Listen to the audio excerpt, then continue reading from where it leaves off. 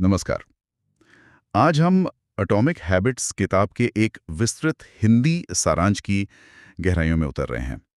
हाँ, ये सारांश आदतों की जो कमाल की ताकत है ना, और वो कैसे बनती बिगड़ती हैं, उस विज्ञान को समझने में काफी मदद करेगा। अक्सर ऐसा लगता है कि जिंदगी में बड़े बदलाव लाने के लिए कोई बहुत बड़े नाटकीय फैसले लेने पड़ते हैं। सही बात है। पर यह सामग्री एक बिल्कुल अलग नजरिया देती है। ये कहती है कि रोज की छोटी छोटी आदतें जो शायद नजर भी ना आए, हाँ, बिल्कुल मामूली सी। वही असल में वो नींव हैं जिन पर बड़े बदलाव टिकते हैं। अच्छा, पहले ये समझते हैं कि इन्हें एटॉमिक यानी अणु समान आदतें कहा क्यों गया है। देखिए, ये नाम ही अपने आप में काफी कुछ कहता है। जैसे एक अणु, एक एटम होता तो बहुत छोटा होता है, पर उसमें ऊर्जा तो अपार छिपी होती है ना। हाँ, बिल्कुल। उसी तरह ये आदतें भी दिखने में छोटी लग सकती हैं। शायद रोज 5 मिनट पढ़ना, या मान लीजिए 1 गिलास ज्यादा पानी पी लेना। लेकिन जब इन्हें लगातार दोहराया जाता है तो इनमें एक जबरदस्त शक्ति आ जाती है, बड़े और सबसे जरूरी स्थायी बदलाव लाने की ताकत। सही कहा। मतलब छोटी शुरुआत, बड़ा असर। सारांश में अमन की कहानी का जिक्र है। गांव का एक साधारण लड़का हाँ, याद है मुझे। जिसने रोज सिर्फ 10 मिनट पढ़ने की आदत डाली और धीरे धीरे अपनी पूरी दुनिया ही बदल ली। तो चलिए इस सामग्री को और खंगालते हैं और देखते हैं कि ये छोटी आदतें आखिर काम कैसे करती हैं। बिल्कुल। और इसकी शुरुआत होती है ये समझने से कि कोई आदत बनती कैसे है असल में। सारांश में एक आदत चक्र या हैबिट लूप की बात की गई है। इसके 4 चरण होते हैं। 4 चरण। हाँ, और ये हमारी जिंदगी में लगातार चलते रहते हैं, अक्सर हमें पता भी नहीं चलता। हाँ, ये 4 चरण: संकेत मतलब क्यू, फिर इच्छा यानी क्रीविंग, फिर प्रतिक्रिया यानी रिस्पॉन्स, और आखिर में इनाम रिवॉर्ड। ये सुनना तो आसान लग रहा है, पर रोजमर्रा की जिंदगी में इसे पहचानना शायद। हाँ, उतना आसान ना हो। आप सही कह रहे हैं। इसे एक उदाहरण से समझते हैं तो ज्यादा साफ होगा। हाँ, बताइए। मान लीजिए सुबह अलार्म बजा, ये हुआ संकेत। ठीक है। एकदम से चाय या कॉफी पीने की तेज इच्छा हुई, ये है इच्छा।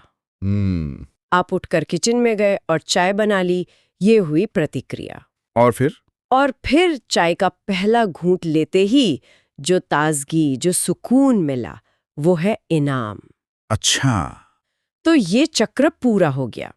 अब दिमाग इस पूरे पैटर्न को याद कर लेता है, और कल सुबह अलार्म बजते ही फिर से वही इच्छा जागेगी। और ये इतनी जल्दी और अपने आप होता है कि हम ध्यान भी नहीं देते। सारांश में वो राहुल का उदाहरण भी था, हाँ, टीवी वाला। जिसे टीवी देखते ही स्नैक्स खाने का मन करने लगता था। उसके लिए टीवी देखना वो स्नैक्स खाने का संकेत बन गया था। बिल्कुल। जब उसने इस पैटर्न को समझा, तभी वो उसे तोड़ पाया और स्नैक्स की जगह कुछ हेल्दी खाने की तरफ बढ़ पाया। तो ये चक्र समझना बदलाव का पहला कदम है ना? निश्चित रूप से। एक बार जब हम इस चक्र को समझ लेते हैं, तो फिर हम इसे अपने फायदे के लिए इस्तेमाल कर सकते हैं। और यहीं से अच्छी आदतें बनाने के वो 4 नियम आते हैं। हाँ, 4 लॉज ऑफ बिहेवियर चेंज। हाँ, पहला नियम बताया गया है, इसे स्पष्ट बनाएं, मेक इट ऑब्वियस। स्पष्ट बनाएं, यानी आदत डालने का जो संकेत है उसे बिल्कुल सामने रखें कि अनदेखा करना मुश्किल हो जाए। ये थोड़ा अजीब सा लगता है, क्योंकि आमतौर पर हम सोचते हैं कि आदत डालने के लिए इच्छा शक्ति या मोटिवेशन सबसे जरूरी है। ये एक आम धारणा है, सही कहा आपने। लेकिन सारांश कहता है कि माहौल का असर इच्छा शक्ति से कहीं ज्यादा होता है। अच्छा। हाँ, अगर आप रोज सुबह दौड़ना चाहते हैं, तो रात को ही जूते और कपड़े निकालकर ऐसी जगह रख दें जहां सुबह उठते ही सबसे पहले नजर पड़े। ये एक मजबूत संकेत बन जाता है। सौरभ की कहानी यही दिखाती है। उसने बस अपने जिम के कपड़े बिस्तर के पास रखकर शुरुआत की। माहौल में ये छोटा सा बदलाव उसे रोज जिम जाने के लिए प्रेरित करने लगा। इच्छा शक्ति तो देखिए आती जाती लेती है। हाँ, वो तो है। पर माहौल का प्रभाव लगातार बना रहता है। यानी माहौल को अपने पक्ष में करना। ठीक है, समझ गया। दूसरा नियम है, इसे आकर्षक बनाएं, मेक इट अट्रैक्टिव। इसका मतलब है कि आदत को किसी तरह मजेदार बना देना। हाँ बिल्कुल, क्योंकि हमारा दिमाग उन कामों को दोहराना चाहता है जिनमें मजा आता है या जो किसी तरह से आकर्षक लगते हों। अगर कोई आदत बोरिंग लगती है तो उसे लंबे समय तक निभाना मुश्किल हो जाता है। सही बात। जैसे अनीता को हेल्दी स्नैक्स खाना पसंद नहीं था, तो उसने इसका हल निकाला। जब भी वो हेल्दी स्नैक्स खाती, अपना पसंदीदा संगीत सुनती। अच्छा। तो संगीत के जुड़ने से वो काम उसके लिए ज्यादा आकर्षक बन गया। इसे टेम्पटेशन बंडलिंग भी कहते हैं। मतलब अपनी पसंद की चीज को उस आदत के साथ जोड़ देना जिसे आप अपनाना चाहते हैं। अरे वाह, ये तो दिलचस्प तरीका है। अच्छा, तीसरा नियम है इसे आसान बनाएं, मेक इट इजी। ये तो शायद सबसे जरूरी लगता है, क्योंकि अक्सर हम शुरुआत में ही बड़ा लक्ष्य बनाकर फंस जाते हैं। बिल्कुल।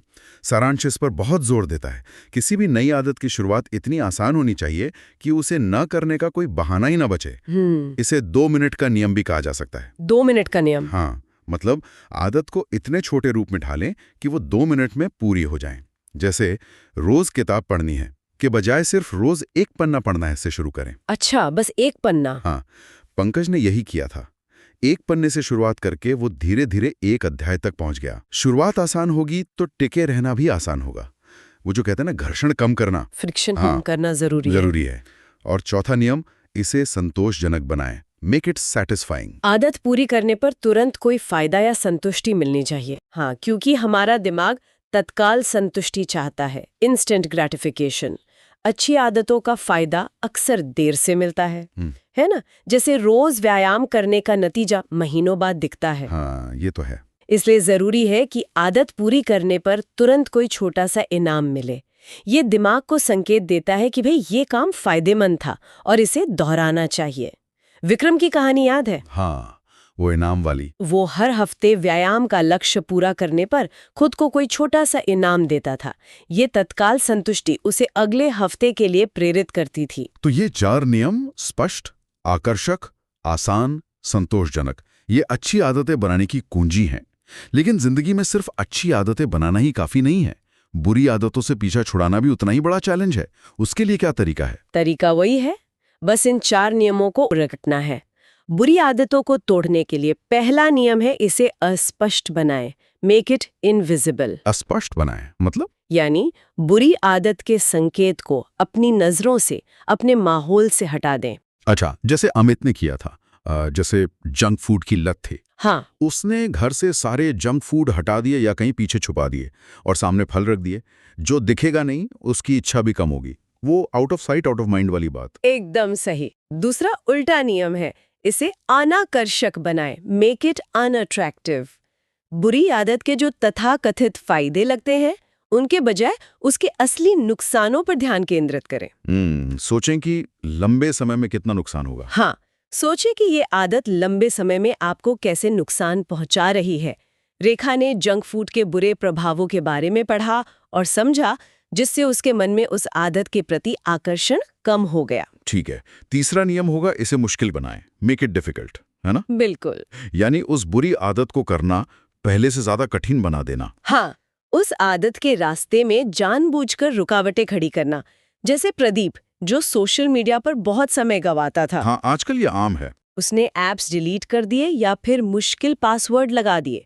जब किसी काम को करने में ज्यादा मेहनत लगती है तो हम उसे कम करते हैं। और चौथा, उल्टा नियम, इसे असंतोषजनक बनाएं, मेक इट अनसैटिस्फाइंग। यानी बुरी आदत करने पर तुरंत कोई नकारात्मक परिणाम भुगतना पड़े। इसके लिए आप अकाउंटेबिलिटी पार्टनर बना सकते हैं, कोई दोस्त या परिवार का सदस्य जिसे आप रिपोर्ट करें, या फिर खुद के लिए कोई सजा तय कर सकते हैं। सजा? कैसी सजा? जैसे सीमा ने तय किया कि अगर वो जंक फूड खाएगी तो अगले दिन उसे ज्यादा कसरत करनी होगी।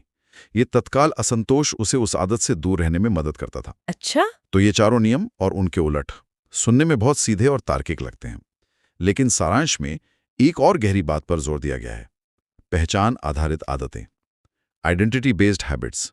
ये क्या है और ये क्यों इतनी महत्वपूर्ण है? ये शायद इस पूरी सोच का सबसे शक्तिशाली हिस्सा है। अक्सर हम आदत बदलते वक्त अपने लक्ष्यों पर ध्यान देते हैं, जैसे मुझे 10 किलो वजन कम करना है या मुझे मैराथन दौड़नी है। हाँ, ये तो आम बात है। ये परिणाम आधारित सोच है, आउटकम बेस्ड। लेकिन सारांश कहता है कि ज्यादा टिकाऊ बदलाव तब आता है जब आप अपनी पहचान पर, अपनी आइडेंटिटी पर ध्यान केंद्रित करते हैं। पहचान पर? हाँ, यानी ये सोचने के बजाय कि आप क्या पाना चाहते हैं, ये सोचें कि आप क्या बनना चाहते हैं। मतलब मुझे वजन कम करना है की जगह ये सोचना कि मैं एक स्वस्थ और फिट इंसान हूँ। ये बिल्कुल। जब आप अपनी पहचान बदलते हैं तो आपकी आदतें उस पहचान के अनुरूप ढलने लगती हैं। अगर आप खुद को एक स्वस्थ इंसान मानती हैं, माफ कीजिएगा मानते हैं, हाँ, तो आप स्वाभाविक रूप से वही चुनाव करेंगे जो एक स्वस्थ इंसान करता है, जैसे सलाद खाना या लिफ्ट की जगह सीढ़ियां लेना। ये आंतरिक प्रेरणा पैदा करता है, इंट्रिंसिक मोटिवेशन, जो बाहरी लक्ष्यों से कहीं ज्यादा शक्तिशाली होती है। अजय की कहानी इसका बेहतरीन उदाहरण है। उसने सिर्फ ये सोचना शुरू किया कि मैं एक स्वस्थ इंसान हूँ, हाँ, और देखिए क्या हुआ। और इसी सोच ने उसे धीरे धीरे सही खाने और व्यायाम करने के लिए प्रेरित किया। नतीजा ये हुआ कि वो खुद एक हेल्थ ट्रेनर बन गया। गजब। पहचान बदलने से सब कुछ बदल गया। बिल्कुल। इसी तरह अगर कोई रोज लिखना चाहता है तो मैं एक लेखक हूँ वाली पहचान अपनाने से रोज लिखने ज्यादा स्वाभाविक लगने लगता है। सही है। और ये पहचान छोटी छोटी आदतों से ही मजबूत होती है। हर बार जब आप कोई ऐसी आदत पूरी करते हैं जो आपकी मनचाही पहचान से मेल खाती है, तो आप उस पहचान के पक्ष में एक वोट डालते हैं। वोट डालते हैं। हाँ, एक तरह से। और धीरे धीरे ये वोट जमा होकर आपकी नई पहचान को पक्का कर देते हैं। ये वाकई सोचने का नजरिया बदल देता है। इसी से जुड़ा एक और दिलचस्प विचार है 1% सुधार का जादू। रोज सिर्फ 1% बेहतर होना। ये सुनने में तो बहुत मामूली लगता है। क्या वाकई इसका कोई बड़ा असर होता है? गणितीय रूप से देखें तो इसका असर चौंकाने वाला होता है। इसे कहते हैं छोटी आदतों की चक्रवृद्धि शक्ति, compounding power of small habits. Compounding जैसे पैसों में होता है। हाँ, बिल्कुल वैसे ही। जैसे पैसे चक्रवृद्धि ब्याज से बढ़ते हैं, वैसे ही छोटी आदतें समय के साथ जुड़कर एक बहुत बड़ा असर पैदा करती हैं। रोज 1% सुधार शायद एक दिन में नजर ना आए, नहीं आएगा, बिल्कुल। लेकिन अगर आप साल भर ऐसा करते रहें तो आप साल की शुरुआत की तुलना में लगभग 37 गुना बेहतर हो सकते हैं। 37 गुना? सच में? हाँ, गणित यही कहता है। 1.01 की घात 365 करीब 37 होता है। ये अविश्वसनीय लगता है पर यह सच है। राकेश की कहानी भी यही बताती है। रोज सिर्फ 5 मिनट अंग्रेजी पढ़ना। कौन सोच सकता था कि इससे इतना फर्क पड़ेगा कि उसे अच्छी नौकरी मिल जाए? है ना? ये छोटी लगातार की गई कोशिशों की ताकत है। सही कहा। सफलता अक्सर रातों रात नहीं मिलती, वो सालों तक की गई छोटी छोटी सही आदतों का नतीजा होती है। और इसी तरह असफलता भी एक दिन की गलती का नतीजा नहीं होती, बल्कि लंबे समय तक दोहराई गई छोटी छोटी गलत आदतों का परिणाम होती है। माहौल की बात हमने पहले भी की थी, वो मेक इट ऑब्वियस वाले नियम में, लेकिन सारांश में माहौल को डिजाइन करने पर अलग से भी जोर दिया गया है। हाँ, क्योंकि माहौल हमारी आदतों का वो अदृश्य हाथ होता है जो हमें चलाता है। हम अक्सर सोचते हैं कि हम अपनी आदतों को नियंत्रित करते हैं, लेकिन सच तो ये है कि हमारा माहौल हमारी आदतों को बहुत हद तक नियंत्रित करता है। अच्छा।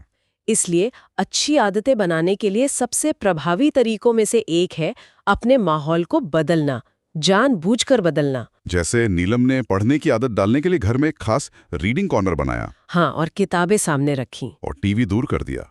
उसने जानबूझकर अपने माहौल को ऐसा बनाया जो पढ़ने की आदत को बढ़ावा दे। बिल्कुल।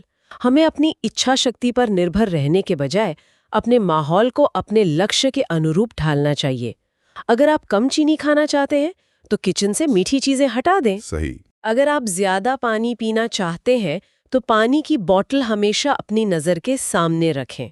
माहौल बदलना अक्सर आदत बदलने से ज्यादा आसान और प्रभावी होता है। एक और तरीका जिसका जिक्र है वो है अपनी प्रगति को ट्रैक करना, हैबिट ट्रैकिंग।